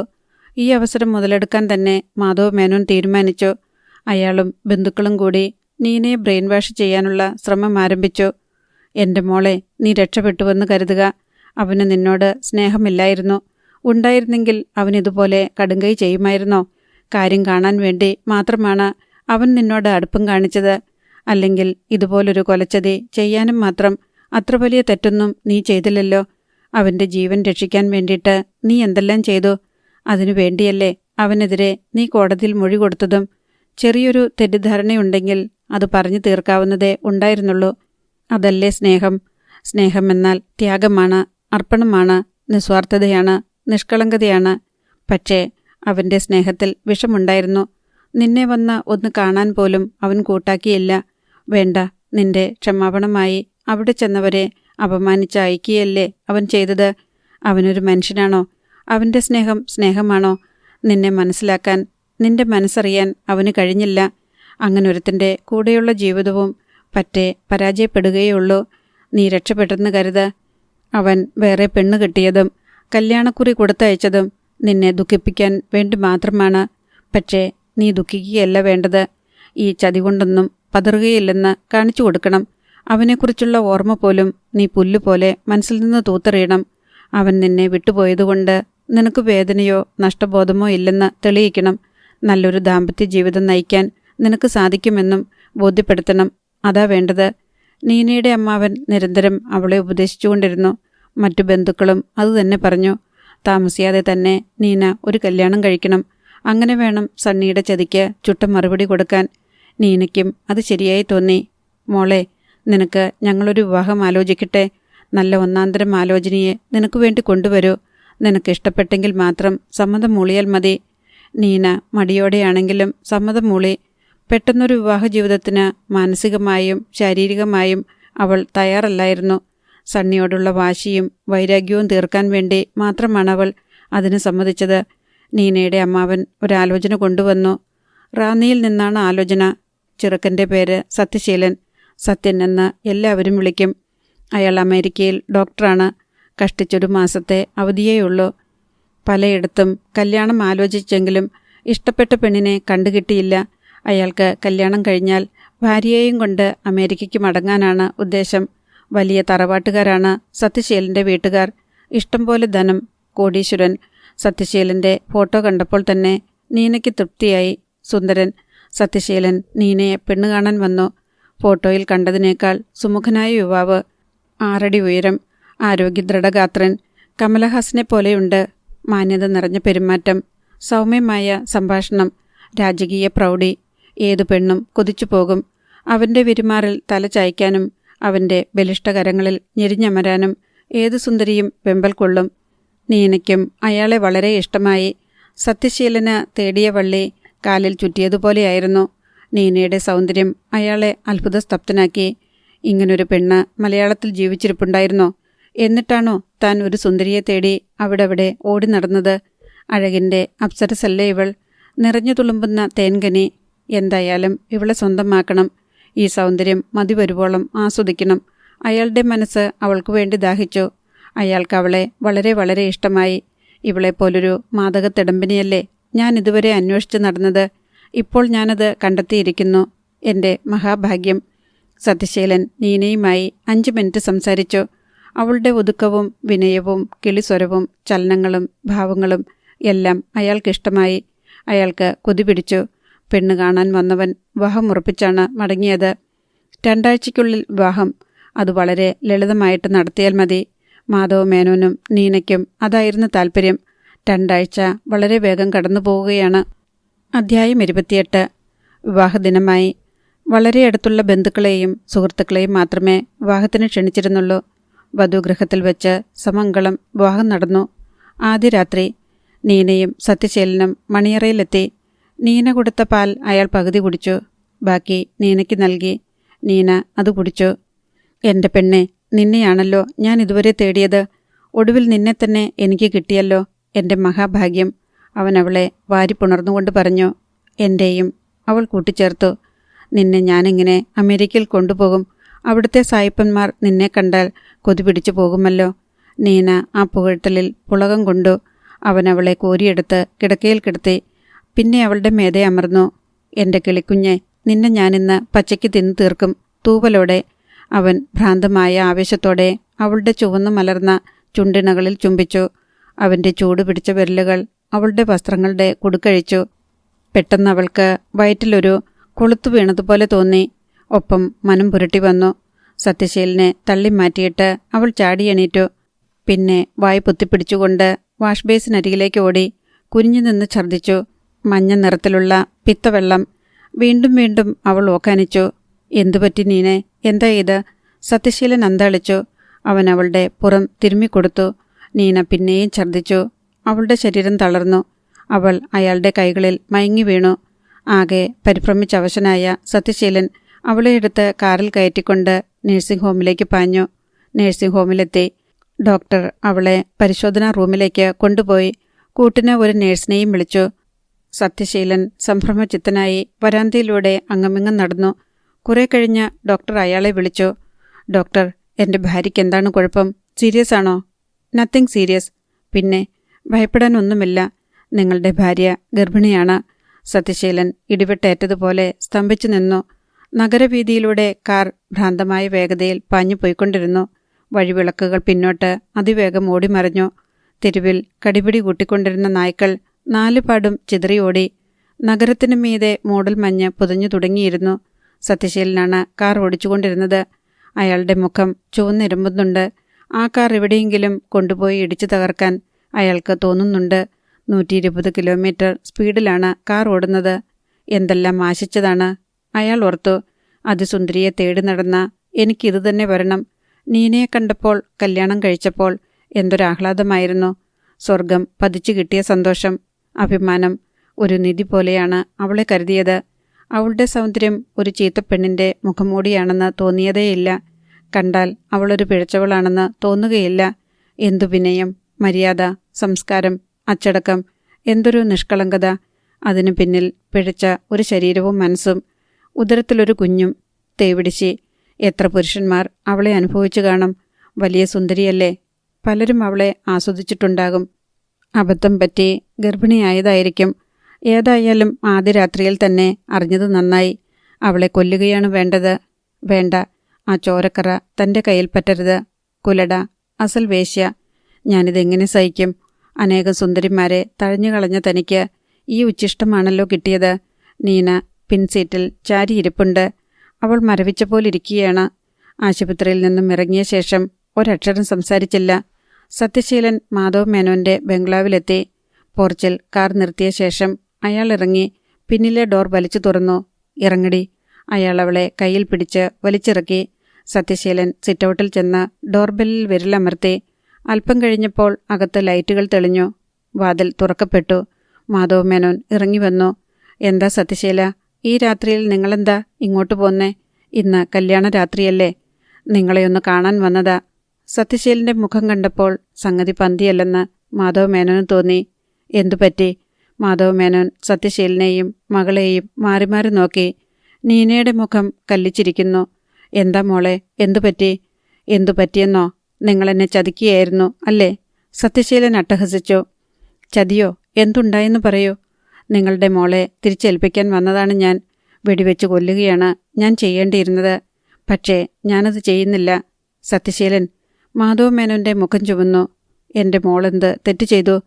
എന്ത് ചെയ്തെന്നോ? അവൾ ഗർഭിണിയാണ്, മനസ്സിലായോ? നിങ്ങളുടെ മകളൊരു വേശ്യയാണെന്ന് ഞാൻ അറിഞ്ഞില്ല. വല്ലവൻ്റെയും കുഞ്ഞ് അവളുടെ ഉദരത്തിൽ വളരുന്നുണ്ട്. വിവാഹരാത്രിയിൽ തന്നെ ഞാനത് അറിഞ്ഞത് നന്നായി. എൻ്റെ മോൾ ഗർഭിണിയാണെന്നോ? അനാവശ്യം പറയരുത്. പറഞ്ഞാൽ എന്തു ചെയ്യും? താനും മോളും കൂടി എന്നെ മനഃപൂർവ്വം ചതിക്കുകയായിരുന്നില്ലേ? വല്ലവൻ്റെയും കുഞ്ഞിനെ എൻ്റെ തലയിൽ കെട്ടിവെക്കാൻ നോക്കി അല്ലേ? അതിനു വേറെ ആളെ നോക്കണം. എന്നെ കിട്ടില്ല. മാധവ മേനോൻ നടുക്കത്തോടെ മകളെ നോക്കി. നീന ഒന്നും മിണ്ടാതെ മുഖം കുനിച്ച് നിൽക്കുകയാണ്. നാളെ തന്നെ ഞാൻ വിവാഹമോചനത്തിന് കേസ് കൊടുക്കും. എന്നെ അപമാനിച്ചതിന് കോടതി മുഖേന നഷ്ടപരിഹാരം ആവശ്യപ്പെടുകയും ചെയ്യും. ഒന്നിനെയും ഞാൻ വെറുതെ വിടുകയില്ല. അയാൾ ചവിട്ടിക്കുതിച്ച് ഇറങ്ങിപ്പോയി. കാർ സ്റ്റാർട്ടായി. അത് കൊടുങ്കാറ്റ് പോലെ ഇരുമ്പിക്കുതിച്ച് പാഞ്ഞുപോയി. മോളെ, ഞാനീ കേട്ടതൊക്കെ സത്യമാണോ? മാധവ മേനോൻ ഹൃദയം തകർന്ന് ചോദിച്ചു. നീന മിഴികളുയർത്തി ഡാഡിയെ ദയനീയമായി ഒന്ന് നോക്കി. പിന്നെ ഒരക്ഷരം മിണ്ടാതെ തല താഴ്ത്തി അവളുടെ മുറിയിലേക്ക് പോയി. മുറിയിൽ കടന്ന ശേഷം വാതിലടച്ചു. മാധവ മേനോൻ വന്ന് പലതവണ വാതിലിൽ മുട്ടി വിളിച്ചെങ്കിലും അത് തുറക്കപ്പെട്ടില്ല. ഒടുവിൽ നീന എഴുന്നേറ്റ് ചെന്ന് ജനലിലൂടെ പറഞ്ഞു, ഡാഡി, എന്നെ ശല്യപ്പെടുത്തരുത്. എനിക്ക് സമാധാനമായിട്ട് ഒന്നുറങ്ങണം. മാധവ മേനോൻ തരിച്ചു നിന്നു. ഇവളെന്താണ് പറയുന്നത്? ഇവൾക്ക് ബുദ്ധിഭ്രമം സംഭവിച്ചോ? ഈ അവസ്ഥയിൽ ആർക്കാണ് ഉറങ്ങാൻ കഴിയുക? ഭർത്താവ് ഉപേക്ഷിച്ച ഗർഭിണിയായ ഭാര്യ. അവളുടെ ഭാവി ഇരുളിലായില്ലേ? മോളെ, എനിക്ക് നിന്നോടൽപ്പം സംസാരിക്കാനുണ്ട്. എല്ലാം നാളെ. അവൾ ജനലും അടച്ചു. എന്നിട്ട് കിടക്കയിൽ വന്ന് നീണ്ടു നിവർന്നു കിടന്നു. വാസ്തവത്തിൽ നീനയ്ക്ക് വിഷമമൊന്നും തോന്നിയില്ല. വലിയൊരു കുറ്റബോധത്തിൽ നിന്ന് രക്ഷപ്പെട്ട ആശ്വാസം. സ്വതന്ത്രയായി തീർന്നതുപോലെ വലിയ ഒരു കൊടുങ്കാറ്റ് ശമിച്ച ശാന്തതയാണ് മനസ്സിൽ. നീനയ്ക്ക് യഥാർത്ഥത്തിൽ ഈ കല്യാണത്തോട് മനസ്സുകൊണ്ട് താല്പര്യമില്ലായിരുന്നു. ഇതെന്നല്ല, ഒരു വിവാഹത്തോടുമില്ലായിരുന്നു. ബന്ധുക്കളുടെ നിർബന്ധവും സണ്ണിയോടുള്ള വാശിയും അവളെ അതിന് പ്രേരിപ്പിച്ചുവെന്നു മാത്രം. വിവാഹത്തിന് സമ്മതിച്ചപ്പോൾ മുതൽ മനഃശാന്തി നഷ്ടപ്പെട്ടിരുന്നു. ഒരു വിവാഹം താൻ ആഗ്രഹിച്ചിരുന്നോ? അവൾ ആലോചിച്ചു. സണ്ണിച്ചൻ വേറെ വിവാഹം കഴിച്ചെന്നറിഞ്ഞപ്പോഴുള്ള പകയല്ലായിരുന്നോ അതിന് പിന്നിൽ? സണ്ണിച്ചൻ തള്ളിപ്പറഞ്ഞതിൻ്റെ വേദനയും. ഇപ്പോൾ ഞാൻ ഒരമ്മയാകാൻ പോകുന്നു. നീന തൻ്റെ ഉദരത്തിനു മീതെ വിരലോടിച്ചു. എൻ്റെ ഉദരത്തിനുള്ളിൽ എൻ്റെ സണ്ണിച്ചൻ്റെ കുഞ്ഞ് വളർന്നു വരുന്നു. അവൻ എനിക്ക് നൽകിയ സ്നേഹസമ്മാനം, ഒരു കുരുന്നു ജീവൻ. എനിക്കിതും മതി. ഇതുകൊണ്ട് ഞാൻ തൃപ്തയാണ്. സണ്ണിച്ചൻ എന്നോട് ചെയ്ത എല്ലാ തെറ്റുകളും ഞാൻ ക്ഷമിക്കുന്നു. എനിക്ക് ഒരു കുഞ്ഞിനെ തന്നു എന്ന ഒറ്റ കാരണം കൊണ്ട്. സണ്ണിച്ചനോട് എനിക്കുണ്ടായിരുന്ന എല്ലാ വിദ്വേഷവും അലിഞ്ഞു പോയിരിക്കുന്നു. സണ്ണിച്ചനെ ഒന്ന് കാണണമെന്ന് അവൾക്ക് തോന്നി. എൻ്റെ ഉദരത്തിൽ വളരുന്ന കുഞ്ഞിൻ്റെ അച്ഛനല്ലേ? വേണ്ട, അവകാശം പറഞ്ഞുകൊണ്ട് ഇനി പോകേണ്ട. സണ്ണിച്ചൻ മറ്റൊരു സ്ത്രീയുടെ ഭർത്താവായി കഴിഞ്ഞല്ലോ. ഇനി ഒരിക്കലും എനിക്കെൻ്റെ സണ്ണിച്ചനെ തിരിച്ചു കിട്ടുകയില്ല. എൻ്റെ കുഞ്ഞിൻ്റെ അച്ഛനെ. നീന ഓരോന്നോർത്തു കിടന്നു. സണ്ണിച്ചനുമായുള്ള പ്രേമം, സല്ലാപങ്ങൾ, രഹസ്യമായ കൂടിക്കാഴ്ചകൾ, രജിസ്റ്റർ വിവാഹം, ഒളിച്ചോട്ടം, കൊടൈക്കനാലിലെ മധുവിധു, പോലീസിൻ്റെ ഇടപെടൽ, കേസും കോടതിയും, പിന്നീടുണ്ടായ ദുരന്തങ്ങൾ എല്ലാം വളരെ കാലം മുൻപ് സംഭവിച്ചതുപോലെ അവൾക്ക് തോന്നി. ആ ജീവിതത്തിൻ്റെ ഓർമ്മയ്ക്കായി എനിക്കൊരു സമ്മാനം കിട്ടിയിരിക്കുന്നു. അടുത്ത ദിവസം രാവിലെ മാധവ മേനോനും അമ്മുക്കുട്ടിയമ്മയുമാണ് നീനയെ വിളിച്ചുണർത്തിയത്. നീന വാതിൽ തുറന്ന് പുറത്തിറങ്ങി. സത്യശീലൻ വന്നു പറഞ്ഞത് നേരാണോടി? മാധവ മേനോൻ ചോദിച്ചു. അതെ. നിന്നെ കൊല്ലുകയാ വേണ്ടത്. ഇനി എങ്ങനെ മനുഷ്യരുടെ മുഖത്ത് നോക്കുമെടി? നിന്റെ ജീവിതം തകർന്നില്ലേ? എൻ്റെ ജീവിതം തകർന്നെങ്കിൽ ഡാഡിയാണ് അതിനുത്തരവാദി. ഞാൻ ആളുകളോട് എന്തു പറയും? നീ മൂലം എനിക്ക് അപമാനമല്ലാതെ എന്തെങ്കിലും ഉണ്ടായിട്ടുണ്ടോ? ഞാനൊരു മകളെ ജനിപ്പിച്ചതിൻ്റെ ശിക്ഷ. മാധവ മേനോൻ സത്യശീലന് ഫോൺ ചെയ്തു. സത്യശീല. ആരാ? മാധവ മേനോനാണോ? അതെ സത്യശീല. തിടുക്കപ്പെട്ടൊരു തീരുമാനമെടുക്കരുത്. എന്തു പ്രശ്നമുണ്ടെങ്കിലും നമുക്ക് പരിഹരിക്കാം. പരിഹരിക്കാനോ? തൻ്റെ മകളുടെ ഗർഭം എങ്ങനെ പരിഹരിക്കാനാ? നമുക്ക് ആലോചിച്ച് ചെയ്യാം. എന്താലോചിക്കാനാ? താൻ വേണമെങ്കിൽ അബോർഷൻ നടത്തിയിട്ട് എനിക്ക് വിട്ടുതരുമായിരിക്കും, അല്ലേടോ? സത്യശീല, പ്ലീസ്, എൻ്റെ മോളുടെ ഭാവി. തൻ്റെ മോളുടെ ഭാവി എന്തായാലും എനിക്കെന്താ? ദയവ് ചെയ്ത് ഒരു ഉപകാരം ചെയ്യൂ. ഡൈവോഴ്സ് നടത്തുന്നെങ്കിൽ നമുക്കത് വലിയ ഒച്ചപ്പാടില്ലാതെ നടത്തണം. 4 പേരറിഞ്ഞാൽ മാനക്കേടാ. 4 പേരറിഞ്ഞില്ലേ ഞാൻ തൻ്റെ മോളെ കിട്ടിയത്? 4 പേരറിഞ്ഞ് ഡൈവോഴ്സ് നടത്തും. തനിക്കും മോൾക്കും ശരിക്കും മാനക്കേടുണ്ടാകണം. ഇനി ആരെയും ഇങ്ങനെ വഞ്ചിക്കരുത്. ഇന്ന് തന്നെ ഞാൻ ഡൈവോഴ്സിന് കേസ് കൊടുക്കുകയാണ്. രണ്ടിനെയും ഞാനൊരു പാഠം പഠിപ്പിക്കും. സത്യശീലൻ റിസീവർ വെച്ചു. മാധവൻ മുതലാളി അസ്തപ്രജ്ഞനായി നിന്നു. 2-3 ദിവസങ്ങൾക്കകം വിവാഹമോചനത്തിൻ്റെ നോട്ടീസ് വന്നു. മാധവൻ മുതലാളി മകളെയും കൊണ്ട് കോടതിയിൽ ഹാജരായി. വിവാഹത്തിന് മുൻപ് ഗർഭം ധരിച്ച നീന എന്ന അബദ്ധസഞ്ചാരിണിയെ താനുമായുള്ള വിവാഹബന്ധത്തിൽ നിന്നും നീക്കിത്തരണമെന്ന് സത്യശീലൻ കോടതിയിൽ വാദിച്ചു. കോടതി നീനയെ വിളിച്ച് സത്യശീലൻ്റെ വാദം ശരിയാണോ എന്ന് ചോദിച്ചു. അവൾ അതെ എന്ന മറുപടി നൽകി. കോടതി അവർക്ക് വിവാഹമോചനം അനുവദിച്ചു. വീട്ടിലെത്തിയ ഉടൻ മാധവ മേനോൻ നീനയെ വിളിച്ചു പറഞ്ഞു, ഉടൻ ആശുപത്രിയിൽ പോകാൻ തയ്യാറായിക്കോ. ഇന്ന് തന്നെ അബോർഷൻ നടത്തണം. നീന സ്തംഭിച്ചു നിന്നു. മാധവ മേനോൻ നാണക്കേടിൽ കിടന്ന് പുളയുകയായിരുന്നു. ഒരിക്കലുണ്ടായ മാനക്കേട് വല്ല വിധേനയും മാറ്റിയെടുത്തതേയുള്ളൂ. അപ്പോഴാണ് വീണ്ടും അപമാനം. കോടതിയിൽ വക്കീലന്മാരുടെയും പല കേസുകൾക്ക് വന്നിട്ടുള്ള ജനക്കൂട്ടത്തിൻ്റെയും മുൻപിൽ വെച്ചല്ലേ കോടതി വിളിച്ചത്. മാധവ മേനോൻ്റെ മകൾ നീന വിവാഹത്തിനു മുൻപ് മറ്റൊരു പുരുഷനിൽ നിന്നും ഗർഭിണിയായിരുന്നുവെന്ന വാദിയുടെ ആരോപണം ശരിയാണോ? അതെ. വിവാഹമോചനം അനുവദിക്കുന്നതിൽ എതിർപ്പ് ബോധിപ്പിക്കാനുണ്ടോ? ഇല്ല. എൻ്റെ മകൾ മൂലം എനിക്കുണ്ടായ അപമാനം ബന്ധുക്കളെല്ലാം വിവരം അറിഞ്ഞു കഴിഞ്ഞു. അടുത്ത മിത്രങ്ങൾക്കും അറിയാം. ഇനി ഇത് നാട് മുഴുവൻ പരക്കും. എത്രയും വേഗം ഈ അപമാനം തുടച്ചു നീക്കണം. നീനയ്ക്ക് അബോർഷൻ നടത്തുക. അതാണ് മാധവ മേനോൻ്റെ തീരുമാനം. മാധവ മേനോൻ അത് പറഞ്ഞപ്പോൾ നീന ഞെട്ടി. ഇല്ല, ഞാൻ സമ്മതിക്കില്ല, അവൾ വീറോടെ പറഞ്ഞു. എന്ന് പറഞ്ഞാൽ എങ്ങനാ? നീ സമ്മതിക്കണം. ആ തെണ്ടിയുടെ കുഞ്ഞിനെ പ്രസവിക്കാൻ ഞാൻ നിന്നെ അനുവദിക്കില്ല. മാധവ മേനോൻ കോപാകുലനായി. ഇതുവരെ ഡാഡി പറഞ്ഞതെല്ലാം അതേപടി ഞാൻ അനുസരിച്ചു. എൻ്റെ ഉദരത്തിലുള്ള ഈ കുഞ്ഞിനെ നശിപ്പിക്കാൻ പറഞ്ഞാൽ ഞാനത് സമ്മതിക്കുകയില്ല, തീർച്ച. എടി, നീ കാരണം എനിക്കുണ്ടായ അപമാനത്തിന് കണക്കുണ്ടോ? എത്ര പേരുടെ മുന്നിൽ ഞാൻ തല താഴ്ത്തേണ്ടി വന്നു. ഇപ്പോൾ എനിക്കും കുടുംബത്തിനും ഒരിക്കലും തലപൊക്കി നടക്കാൻ മേലാതായിരിക്കുന്ന ഒരപമാനം നീ വയറ്റിൽ പേറി നടക്കുന്നു. അതിനി വളരാൻ പാടില്ല. അതിനെ നശിപ്പിക്കണം. ഇല്ല, ഇല്ല, എനിക്ക് ജീവനുണ്ടെങ്കിൽ ഞാൻ സമ്മതിക്കില്ല. നിന്റെ സമ്മതം ആർക്കു വേണം? ഞാനൊന്ന് തീരുമാനിച്ചാൽ അത് നടത്തിയിരിക്കും. അടുത്ത ദിവസം രാവിലെ മാധവ മേനോൻ കാറിറക്കിയിട്ട് നീനയെ വിളിച്ചു. വേഗം റെഡിയാകുക, ഒരു സ്ഥലത്ത് പോകണം. എവിടെ? അതൊക്കെ പറയാം, നീ ഡ്രസ്സ് മാറി വാ. എവിടെയാണെന്ന് ഡാഡി ആദ്യം പറയുക. പറയാതെ നീ വരില്ലേ? ഇല്ല, ഒരാശുപത്രിയിൽ പോവുകയാണ് നമ്മൾ. എന്തിന്? നിന്നെ ഒന്ന് പരിശോധിപ്പിക്കാൻ. എനിക്ക് അസുഖമൊന്നുമില്ലല്ലോ. നിനക്ക് അസുഖമുണ്ടാകാതിരിക്കാൻ. ഡോക്ടറെ ഇങ്ങോട്ട് വിളിച്ചാൽ പോരെ? പോരാ. ഡാഡി എന്തിനാ എന്നെ ഒളിക്കാൻ നോക്കുന്നത്? ഒളിക്കാനൊന്നുമില്ല. നിന്നെ ഒരു ഡോക്ടറെ കാണിക്കാൻ കൊണ്ടുപോവുകയാണ്. നീ വരുന്നില്ലെങ്കിൽ ബലം പ്രയോഗിച്ച് ഞാൻ കൊണ്ടുപോകും. ഡാഡി വിഷമിക്കേണ്ട. നീന വേഷം മാറി വന്നു. അവർ സ്വകാര്യ ആശുപത്രിയിലെത്തി. മാധവ മേനോൻ പ്രധാന ഡോക്ടറെ കണ്ട് കാര്യങ്ങൾ വിശദമായി പറഞ്ഞു. ഇവിടെ ഇത്തരം കേസുകൾ കൈകാര്യം ചെയ്യുന്നത് ഒരു ലേഡി ഡോക്ടറാണ്. അവരെ കാണൂ, ഡോക്ടർ പറഞ്ഞു. മാധവ മേനോൻ ലേഡി ഡോക്ടറെ കണ്ട് സംസാരിച്ചു. അവർ അബോർഷൻ നടത്തിക്കൊടുക്കാമെന്ന് സമ്മതിച്ചു. മാധവ മേനോൻ പുറത്തു വന്നിട്ട് നീനയെ അകത്തേക്ക് അയച്ചു. ഡോക്ടർ നീനയെ അടിമുടി നോക്കി. എങ്ങനെ ഒപ്പിച്ചു? കുറ്റപ്പെടുത്തുന്ന നോട്ടം. നീനയുടെ തല താണു.